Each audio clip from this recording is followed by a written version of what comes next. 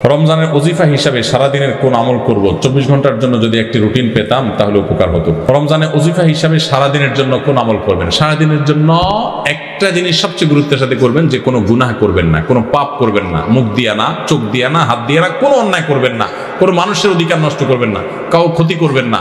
সব ক্ষেত্রে সারাক্ষণ চেষ্টা করবেন ভালো মানুষ হয়ে থাকার। এর বাইরে বেশি বেশি কোরআন তেলাওয়াত করবেন। সবচেয়ে বেশি আমল কোরআন তেলাওয়াতের আমল। রমজান মাস কোরআন নাজিলের মাস, সেজন্য কোরআন তেলাওয়াত বেশি বেশি করবেন। এর বাইরে সুবহানাল্লাহ, আলহামদুলিল্লাহ, লা ইলাহা ইল্লাল্লাহ, আল্লাহু আকবার, ইস্তিগফার করবেন। মনে মনে হাঁটতে হাঁটতে আল্লাহর সাথে কথা বলবেন, দোয়া করবেন। এই জিনিসগুলো বেশি বেশি করবেন। এর বাইরে রুটিন যদি চান আমার কাছে, তো আমি বলবো ভোর রাতে যখন খেতে উঠবেন, খেতে উঠলে 10টা মিনিট 20টা মিনিট হাতে রাখবেন। আগে খানা শেষ করে এরপরে একটু আল্লাহর কাছে দোয়া করবেন, অথবা আগে দোয়া করে তারপরে খানা খাবেন। একটু ভোর রাতে দোয়া কবুল হয়, এটা সারা বছর আপনি পারেন না। রমজানের সুযোগ আসে, এই সুযোগটা হেলায় হারাবেন না। এই টাইমে আল্লাহ তাআলা যেছে মানুষকে দোয়া কবুল করেন।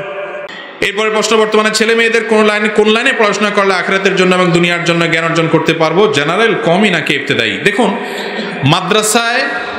মাদ্রাসায় যদি আপনি আপনার সন্তানকে ভর্তি করান, দেখে শুনে করাবেন যে কোন মাদ্রাসায় পড়াশোনা ভালো, উস্তাদ যারা আছে তাদের কথা এবং কাজে মিল আছে, নিজেদের মধ্যে আমল আছে, পরিবেশ ভালো আছে, দেখবেন। দিন যদি শিক্ষা দেন সন্তানকে, আপনার সন্তান কখনো ইনশাআল্লাহ খারাপ পথে যাবে না। এদেশের যত ধর্ষক, যত দুর্নীতিবাজ, যত লুটতরাজকারী, যত পাপাচারকারী, এদের মধ্যে মাদ্রাসার ছাত্র খুব বেশি পাওয়া যায়? 2-4টা কালে ভদ্র পাওয়া যেতে পারে, সচরাচর পাওয়া যায়, কারণ সেখানে মনুষ্যত্বের শিক্ষাটা দেওয়া হয়। বলে এর মানে কি সব মাদ্রাসা পড়বেন? না, সব মাদ্রাসায় পড়লে, স্কুল কলেজে না পড়লে আমাদের যারা দিনের কথা বলছি তাদেরকেও তো অনেক সার্ভিস দিতে হবে। আমাদের ডাক্তার ইঞ্জিনিয়ার দরকার আছে, সব রকম মানুষ দরকার আছে। এই জন্য জেনারেল শিক্ষিত সন্তানরা করতে পারেন, কিন্তু দিনের ছোঁয়াটা যেন থাকে।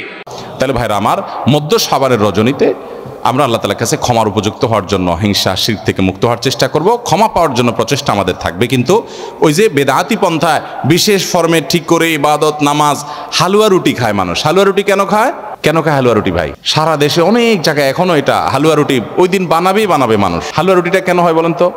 বলে যে নবী সাল্লাল্লাহু আলাইহি সাল্লাম উহুদের যুদ্ধে তার দন্দান মোবারক শহীদ হয়েছে, এই জন্য উনি শক্ত খানা খাইতে পারতেন না, হালুয়া খাইতে, এই জন্য আমরা হালুয়া খাই। আরে ভাই, নবী সাল্লাল্লাহু আলাইহি সাল্লামের দাঁত ভাঙছে প্রথম কথা, ওটা শাবান মাসে ঘটেই না, ওটা বলছে আরেক মাসে।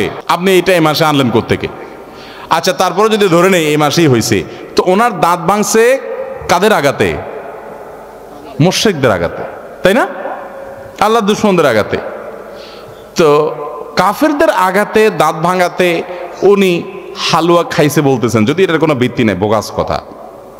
তারপরে ধরে নিলাম, তো আপনি ভালো দাঁত নিয়ে হালুয়া খাচ্ছেন কোন শরমে?